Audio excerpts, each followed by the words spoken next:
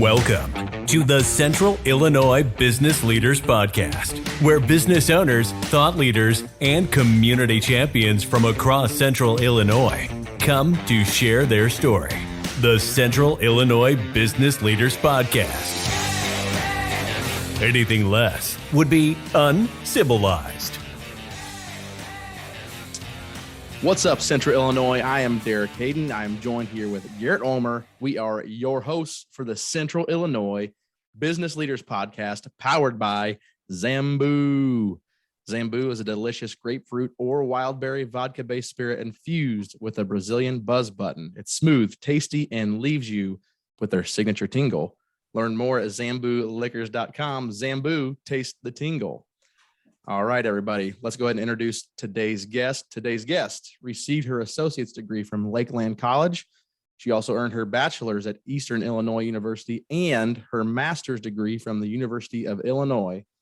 She is a marketing and development consultant for Green Mill Village in Arcola. She is also the owner of Cast Concepts Marketing and Event Design and is a co-host of Left at the Door podcast. Ladies and gentlemen of Central Illinois, please welcome to the show, Cassie Yoder. How are you doing, Cassie? I'm great. Thanks for having me. Absolutely. Thanks for joining us. Have you on. Yeah, you got a pretty good resume going here. So, well, thank you. I'm a hard little worker, you know. That's good. That's good. Well, that's why you ended up on the Central Illinois Business Leaders Podcast. So, kudos to you. It's an honor. Thank you. Absolutely. So, what we'll do first is kick it to Garrett, and he'll take you through our speed round to get to know you a little bit better. Okay. All right. Like Derek said, just so all of our listeners and everyone can get that better idea of who you are behind the scenes as well. We've got 6 questions to ask you, and you can answer those as quickly or slowly as what you would like, I guess. So. Okay, sounds good. All right. You're the first concert that you ever attended. Oh, you know what? I think it was New Kids on the Block. Oh, That's a first. We have not had anybody say that. That's a new one. Oh, man. Oh, yeah. You know. I have to laugh every so often. My wife, we still have an old towel at the house, a beach towel from when she was a kid, and it's a New Kids on the Block towel. I keep saying we should be able to sell that thing at a vintage store. Oh, absolutely. Yeah. My sister had a Joey McIntyre pillowcase. Like, I mean, that was the jam back then. Oh, that's great. Yeah. Your favorite movie? Ooh, it's probably a toss-up. Okay. Well, first off, people that know me would say she doesn't watch movies. Okay. And that is pretty accurate. So like the running joke is like, Cassie hasn't watched a movie since The Muppets came out, or Cassie hasn't watched a movie since Wizard of Oz came out. So I would say, I mean, it really is. I'm not one to watch movies, but so I like old movies. So I love Gone with the Wind. I love The Wizard of Oz, and I am a Muppet fan. So they're not wrong. Okay. I'm just very selective of how I'm going to spend like 2 or 3 hours of just sitting. So. All right. That's I fair understand. Enough. Favorite ice cream flavor? Oh, I'd have to go with strawberry for sure.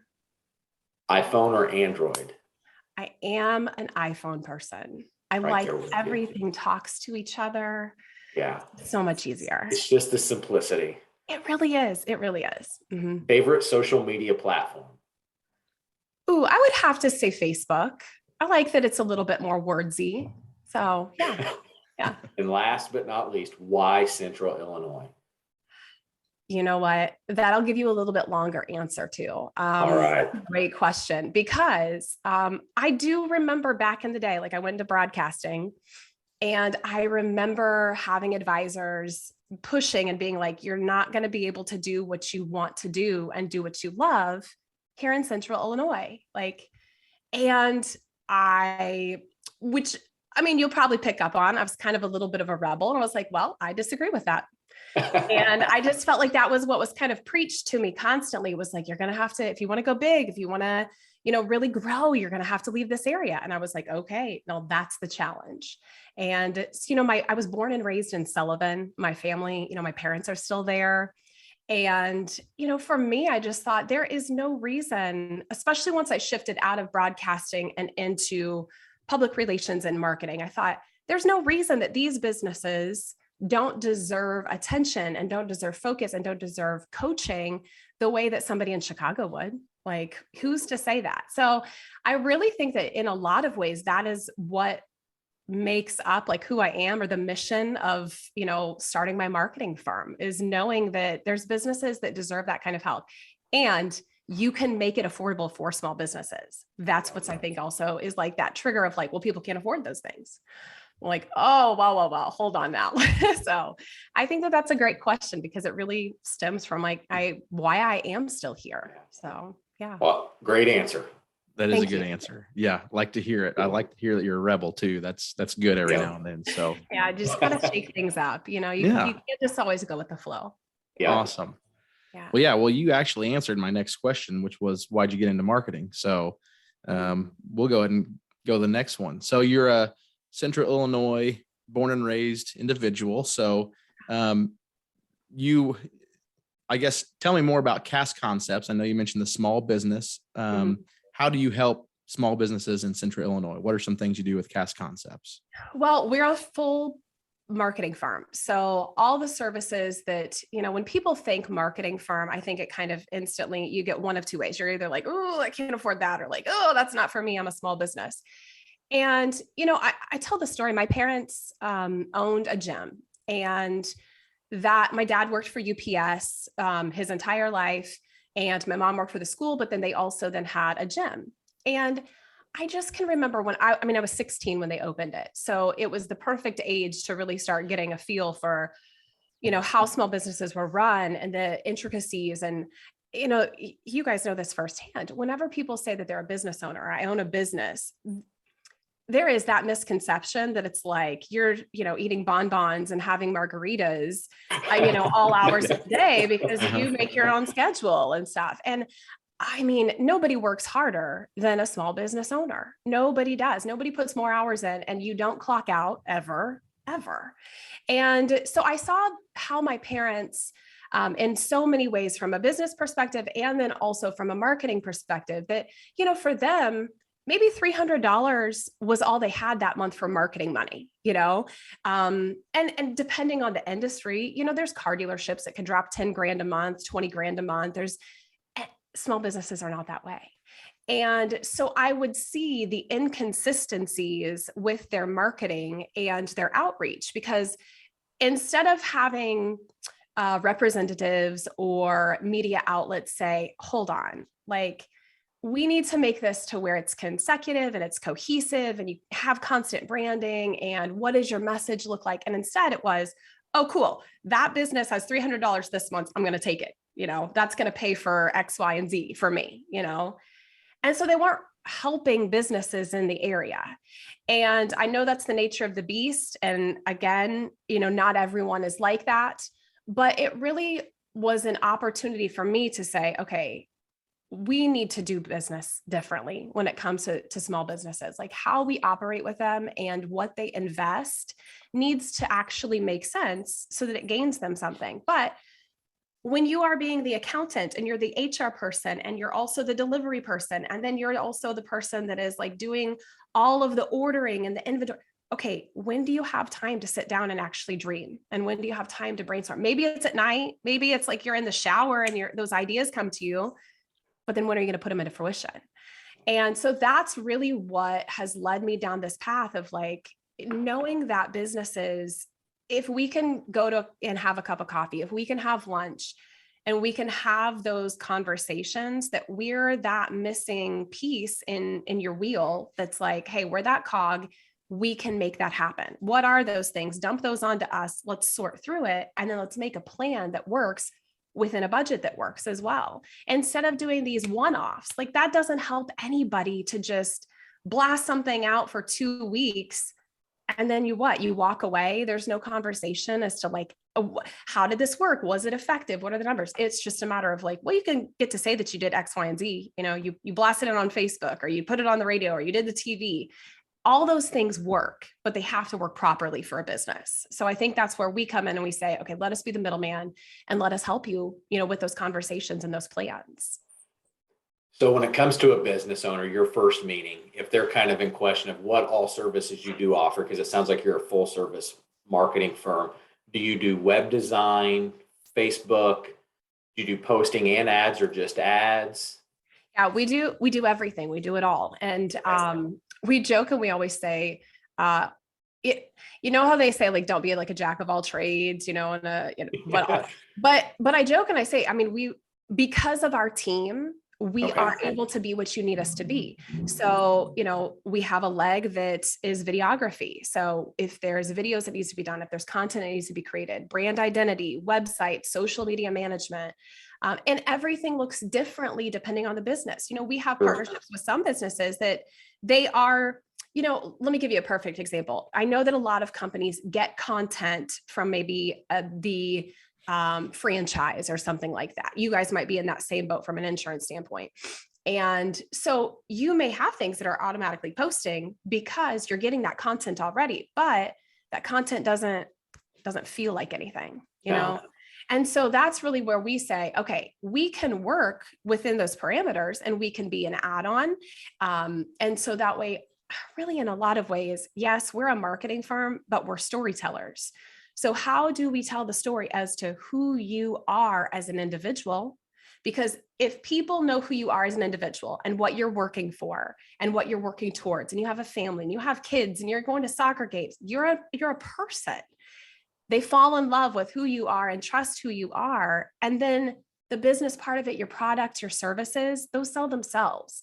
And that's what I think that our goal is that, it ties in with my broadcasting background where I'm always like looking for that story behind it. And, I'd meet these people and I was like, man, like this, let me get, example, like it's Chrissy from Giggles Indicator. I'm like, she is more than just Giggles Indicator. She is a mom. She's a wife. Like her husband owns a small business, all these things. And I'm like, people need to know these stories, And so that's really our goal, is whether it's websites, brand identity, content, digital marketing, partnering with your radio, TV, the campaigns that you already currently have, all of that all ties together. But what we want to know is your message right? Are we telling the right story? It's great to do those things, but it has to be the right story that's being told.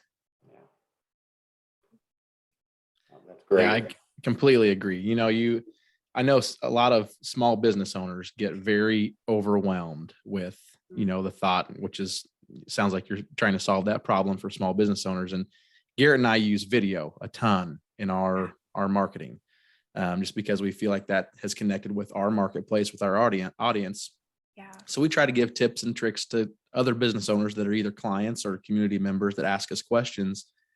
And I think a lot of people, when they think of doing video for business, they think of, well, in their mind, they're trying to create a commercial, trying to create a perfect 2-minute commercial that's highlighting their business, instead of thinking of, how can I share the story that I'm going through today, or what's my story, or, and I think that's overwhelming for a lot of business owners, because they're trying to, they think they just want to create one video for, to showcase their entire business, which is difficult to do. And they're trying to make it perfect. What do you see as, and video, I'm sure, is one of your big things, like you mentioned. What do you see as the biggest hurdle that small businesses run into when it comes to video in general? I would probably say quality and just not having the vision. So I think we run into two things. Somebody may have an idea, but they don't know how to do it. They don't know how to properly do it. And unfortunately, we live in a world where, if first impressions have ever mattered more, it is now in this digital era. And so if somebody sees that, what looks like maybe, it comes off that maybe your second grader made the video or edited it, unfortunately, that perceived value is out there. So now you're taken down a notch. And there is so many ways that we are able to do it from an affordable standpoint. And that is what's important, is that people just have this misconception that if you want to do something big, or you have a big idea, well, that there's a big price tag to it. And so we try to work within that to say, okay, I kind of joke, we have a lot of Amish clients. Okay. So for those that don't know, obviously Amish tend to lean more towards print media. They don't do things that are digital. They don't do, and so when all of this happened with COVID and shutdown, and the last few years, people have just had to do business differently. I try to use that as an example, that I'm like, okay, I just want to throw this out here, that if I can put Amish clients into digital media and put Amish products and services into videos, and they are saying to themselves, we need to do things differently. The way we've done things is not right. It's not the way that we're going to continue to grow. If you want to stay stagnant, that's one thing. So when I have businesses that are not Amish and they're like, well, this is how we've always done things. I can't even imagine doing video. I can't even fathom, the ideas of that, Cassie. Sure. And I'm like, okay, but I have an Amish gentleman that is doing that. And I have these, but we have to think about things differently. And so when we go into it with an open mind of, I understand you've been successful for 20 years doing it this way. I get that, but you're here now and you're struggling. So I think that really just having that, I really feel like in a lot of ways, it's like, man, maybe instead of going to the U of I and getting my master's and, tourism development and all of that, I should have gone into like psychology, because that's what a lot of it is coaching and training someone that, the way that we've done things is maybe not the way that we can move forward. And video is a huge part of that, marketing differently. But I really am a firm believer in making sure that a message has a point. That's just a personal preference for our team that, we will have clients that come and they're like, oh yeah, I do lives all the time. And like, you see them with their phones and like, it's shaky and like, I don't even know like what's in the background. And I'm like, oh, no. Like, we just caught a glimpse of Gail, like shoving her face with her microwave TV because she's on break. Like, that doesn't help sell you, And so I really do think that we try to say content has to have a purpose. Your video should have a purpose. Your social media should have a purpose. I mean, we wake up every day, and even if it's something as simplistic as what we put on to go to work, there's a purpose to it. I mean, there's a reason we show up the way that we do. And so I told him, I'm like, okay, you wouldn't ever think most people wouldn't show up to work disheveled and just, haphazardly, like, here I am rolling in. Those that do, I think, probably have sales and, efficiency levels that showcase that. So let's just clean it up a notch. Let's just take it up a notch and say, okay, everything that we do, from your content to your branding, it has to have purpose. So that's really where that conversation starts and tying it all together. So end result may be video, maybe digital ads, maybe a refresh on your website, but let's back it up and say, are we willing to have the conversation of like, hey, I need some help, and B, I'm open to it. I'm open to those conversations. Yeah.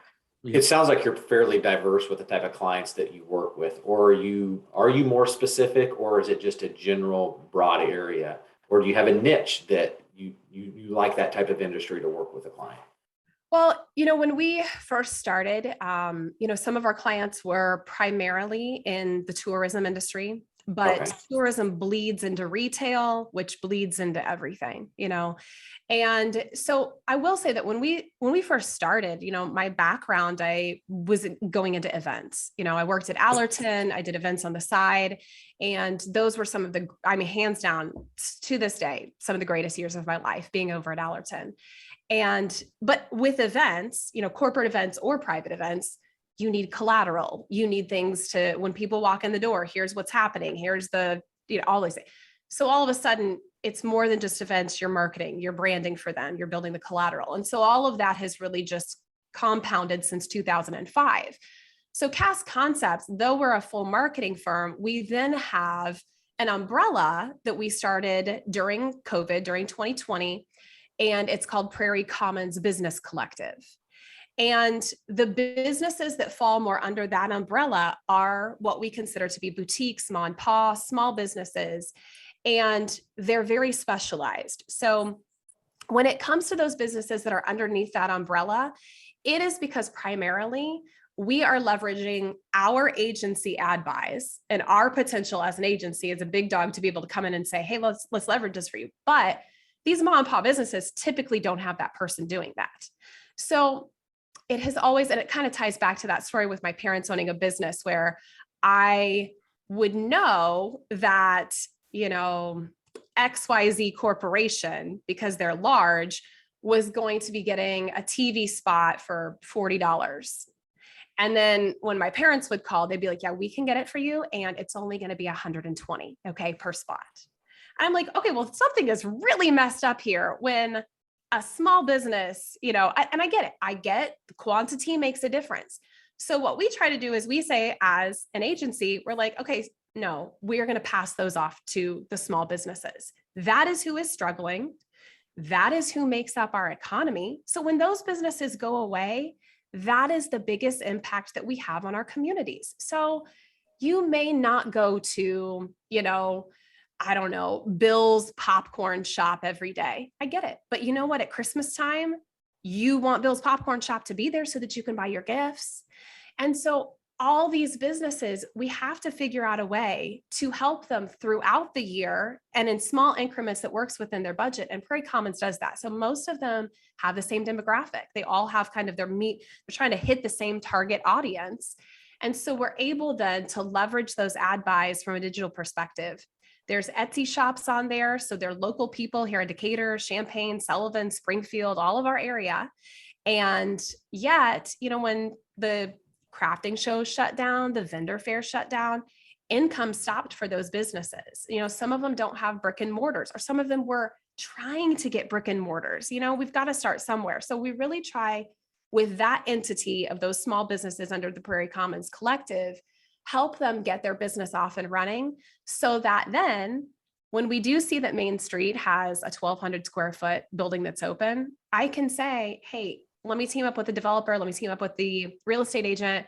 I've got 2 businesses that can go in there. They're ready now. They've been doing this for about, 2 years. They've built up enough clientele. They can do brick and mortar. So for us, I just think that my mentality of owning a marketing firm is not control. And that's how marketing firms of the 90s were, we're going to create your website on Dreamweaver and then we're going to hold you hostage because you can't edit anything, and we're going to make it to where all of this video that we have, we hold on to it. We hold on to all of your content and we're only going to let it trickle out.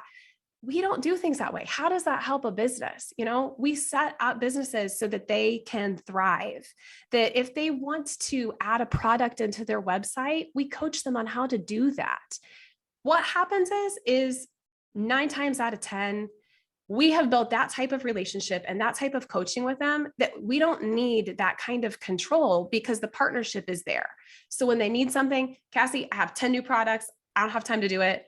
Cassie, we need more help with our social media. I don't have time to do that. They do come back and they do need more help, or they tell the business next to them or somebody else who's starting off, and we grow from that sense. And I think that that's really our philosophy, is that it's community over competition. And we've got to get back to that mindset. Absolutely. Well, I know that you, sounds like you're very passionate about it. And a lot of people, you're still thinking big, but keeping the small business owner in that picture, which is great. And I think too many times when people think big, they think, Fortune 500 and which is great. It's great. But what about the people that need you the most? And I think that's a very good thought process.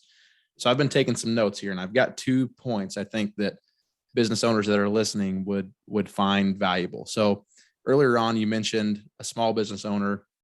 They're the HR director, they're the safety coordinator, they are the chief marketing officer, CEO, CFO, everything under the sun. So taking that off of their plate and allowing them to outsource it to you. I think if any business to business provider, that includes insurance, that includes marketing, that includes a number of services, I think that's the way for both parties to succeed. I think that's the way that you've got to look at it. Because if you're just trying to push a product on someone, like you mentioned, well, that's $300 that I can take from them to, pay my electric bill. Yeah. You're not helping anybody win in that scenario.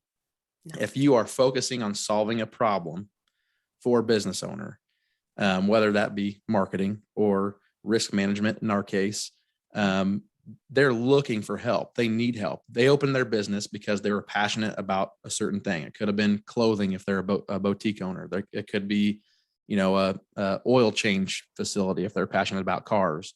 They don't know how to do things. They're hoping someone will come along and give them the right advice. And I think if you are the person who solves that problem for them, it'll take you and your clients to the next level. So I think that's a big key as well. Yeah, Derek, because you are right. Because I think that fundamentally what we see when we meet a potential client or when we have that conversation, the person that I am meeting right then and there is not the person that was the dreamer that started that business. So it wasn't the person who was like, I want to bake, I want to own a bakery, and I want people to taste what I make, and I want them to see my art. What we're seeing is a person's like, I maybe bake 2 hours and now I'm having to hire people in because I'm doing this and this and this. And so really it's like the passion, is still inside that business person and that entrepreneur. And so really in a lot of ways, it's like, how can I get it to where you are back to doing what you love? And that doesn't mean just small businesses. I mean, we have real estate clients, we have financial advisors. I mean, so it's not just people with products, it's services, it's everything alike to get back to doing what you're passionate about and get all of this other stuff that doesn't just kind of is, muddying the waters for your success, or it's keeping you from doing what you really want to be doing or what you should be doing throughout the day. Exactly. Mm-hmm. Yeah. Derek, I'm going to ask one. I know we're getting close on time here probably, but Yeah, I know a lot minutes. of times for business owners, the first call is the scariest, right? It's like, I've maybe done this once, maybe I haven't done it. The time I did do it, it didn't work out. Yeah. Kind of like you had said, they had no clue what they were spending their money on. What are some basic things that either a new business owner or even a current business owner can do themselves just to kind of check to see if they do even have the logistics of their business set up right online? I think that a lot of times we get a little social media and marketing gets very overwhelming. And all of a sudden a business will say, okay, let's get the Facebook going and the Instagram going and the this going and you got all these things going and nothing is going very well. And posts are haphazard or they're non-existent or the message is unclear. So what I always try to tell people is take a step back. Do not do everything, because that is not, I don't care if we have all these social media platforms. They are not for every business. And so having that just kind of aha moment of, oh, wait, so I'm a men's clothing store and you don't think that I have to be posting onto Pinterest 75 times a day? No, probably not. Probably not, but then I will also have people that have amazing products. And I'm like, oh my goodness, we need to get you an Instagram page. So what I would honestly say the answer to that is to take a step back. We need to evaluate where you're at, what you have started, what you have going on, and what can be cleaned up. Because a lot of times part of our partnership is just streamlining your communication. It's streamlining your storytelling. Because once you do start blasting it out there to everyone, if you're not doing it well, it's not effective, and I will say, and I don't mean this poorly at all. I think that sometimes people just do, get all of these social media platforms and they get a website and they're like, oh, look, I made business cards. And we're like, well, maybe we could just help clean up your branding, because the image that you're portraying is not really who you are as a business. It maybe comes off haphazard, or it looks as though you're not putting enough attention into these things. Well, unfortunately, when potential customers see that, well, this person hasn't posted for 2 weeks and what they did post was really weird, or maybe you're posting things that are a little bit more personal that really don't have anything to do with your professional branding. When we start kind of having those conversations of cleaning that all up, I think that it really helps a person to see, oh, you know what, maybe I don't have to do things that way. Maybe there is a more efficient way of doing it. And that way, then it's not so crazy and it doesn't seem so daunting. I mean, don't get me wrong. If somebody is branding properly, it should feel like a full-time job, and it is a full-time job. So to think that, most people, if they're not trying to plug it in during hours at work, they're sitting at, little Johnny's baseball game and they're trying to do some social media posts, or they get home from work when they maybe should be connecting with their family and they're sitting on the couch and they're, trying to think of ideas. We can help with that. So why not give you your time back and be able to enjoy your life again? And we take 2 hours and be able to say, okay, here's 30 days of content. Let's talk about this, So I think that it's like anything. When you have the right person doing what they love and that they're passionate about, it takes us less time to do something than as somebody who's like, well, this isn't my interest and I'm being forced to do it because society says I have to with my business. Yeah. Cool. Agreed. Yeah. Yeah. And I think another point that you made earlier was resistance to change for small businesses. And, Garrett and I hear that all the time. And in the industry we're in, insurance, it's kind of this is the term we use loosely, pale, stale mail. It's kind of you get the old guy with a briefcase with a suit trying to come sell you life insurance. That's the image that people still get. It's changing because of the get-go with Geico and Flo and all those people.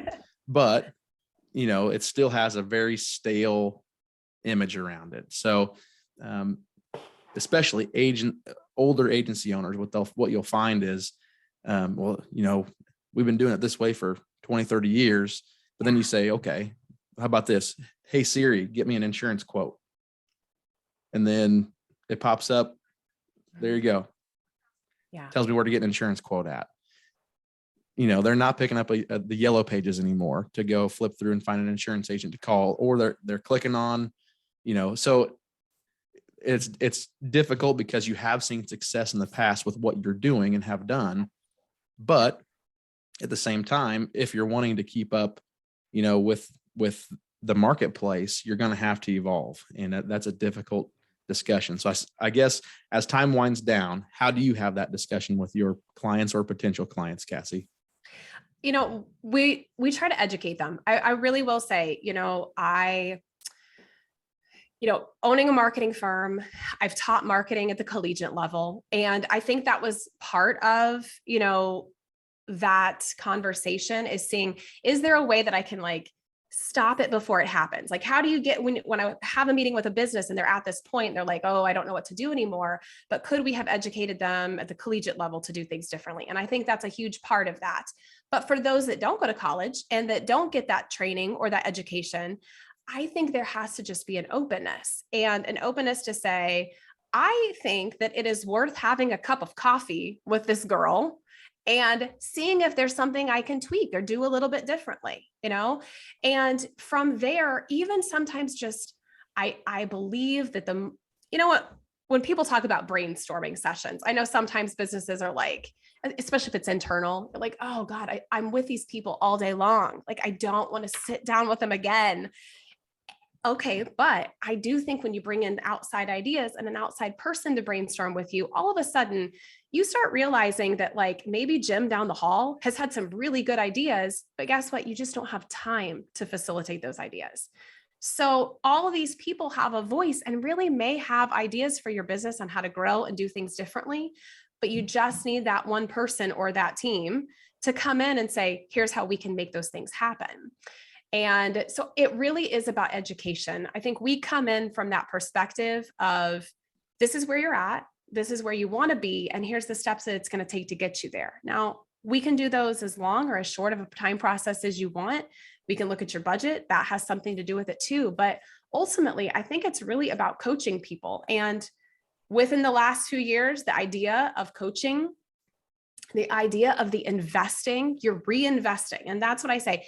Yes, your accountant is going to say that marketing is an expense. Branding is an expense. I hear that. I get that. It's true. I mean, I would say the same thing myself, but it's not. It's changing the perspective of knowing that you are reinvesting back into your company. And for many companies, it's something they haven't done for a really long time because this is the way we've done things always. Well, maybe it's time to change that and just have a conversation about reinvesting into not just yourself, not just your company, but also the clients that you're serving. Yeah. Very nice. True marketing is not an investment. It's the old adage, if I put $20 in a box and close the box and open the box back up and $40 came out of it, how many 20s would you put in the box? Yes. Yeah. You wouldn't stop, right? You Yeah. would continue. So, I mean, if you continue to invest in it, it's not an expense. And that's something we hear a lot too with people that we've talked to that maybe have reached out to Derek or I about, hey, how are you guys doing this? Well, I can't spend any money. You can't look at it as the cost alone, because it's not really. I mean, it will pay off down the road.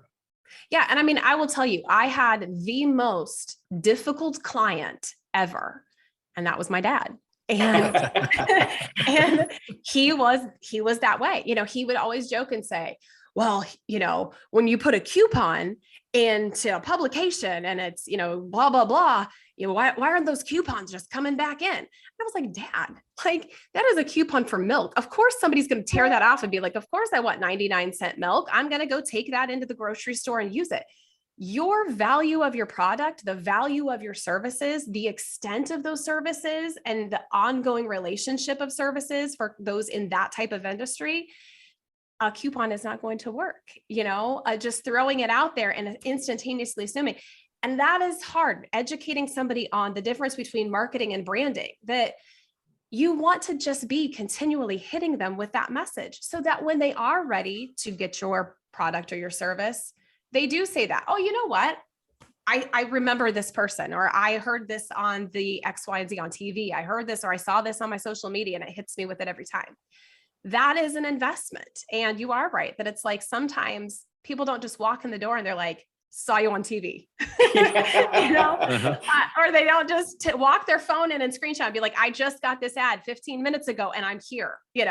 That's not what branding is about. So it's just educating them on that. Yep. And I would just like to think, I mean, we're just normal, real people, so I think the ideas of, seeing marketing firms on TV and the way things were like in the 90s and the 2000s, I'm like, those still exist. Of course they do. Yeah. Like, that's just not how we are. I think it's about coaching, building the relationships, and educating people that like change is okay.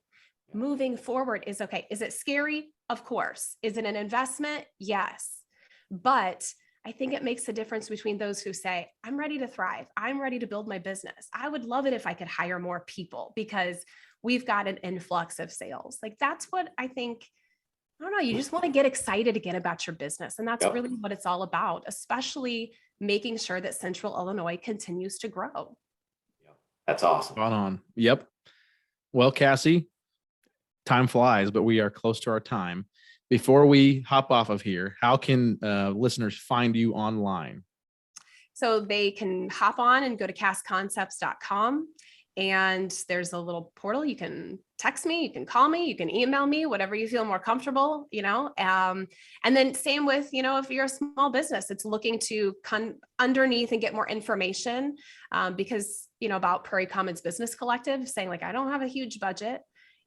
Those are always options, but Cast Concepts, Facebook, or you can go to the website and you can track us down that way. And I feel like I'm always buzzing around Central Illinois. So a lot of times people are like, oh, hey, I know you.